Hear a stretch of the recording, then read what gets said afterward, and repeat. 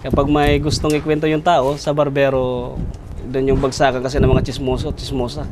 Nung mangyari ang bagyo, kaya wala man sila mapagkwentuhan dahil wala mang barbershop, ngayon na lang may bubong. Ngayon, nagugupit po ulit. Ganun pa rin yung mga kwento, ang nangyari, kung anong pinagdaanan, ganun pa rin. Dahil kahit papano, kahit mahirap yung kalagayan, nagpapapogi pa man rin yung mga tao. Kahit daw walang bahay, basta pogi, para hindi nadadala ng tungkot.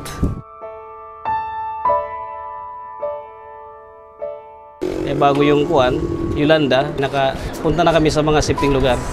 Natakot kami dahil yung hangin malakas, tapos yung mga bubong lahat nagliliparan na. Sabi ko, wala, nakatapusan na siguro ito.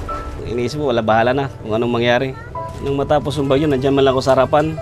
Wala, yung unang tinignan ko, yung barbershop, wala na talaga. Pati upuan ko, sira, wala lahat. Pangarap sa buhay, wala na siguro.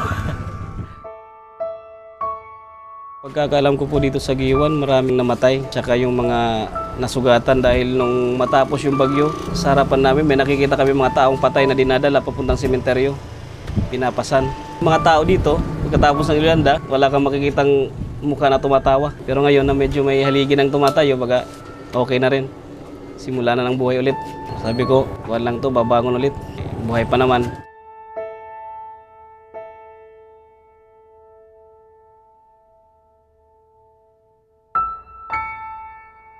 Nung pagkatapos po ng bagyo, maraming nagtatanong sa akin kung magugupit na raw ako.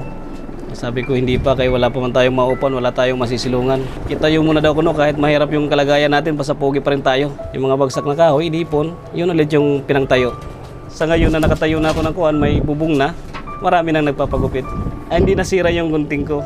Dahil bago ng bagyo, pinadala ko kay misis, pinalagay ko sa silopit para hindi mabasa. Wala nang salamin. Mabuti at walang salamin dahil yung maarte, hindi na makakapagreklamo. Ako ngayon dahil sa siguro medyo na nakakahanap ng konting pera, okay na rin. Sa ngayon, yung pera may nabibili na rin, gasolina, sa motor, masasakyan, isda.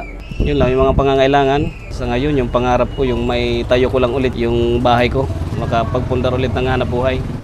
Kaya ng Giwan tumayo ulit.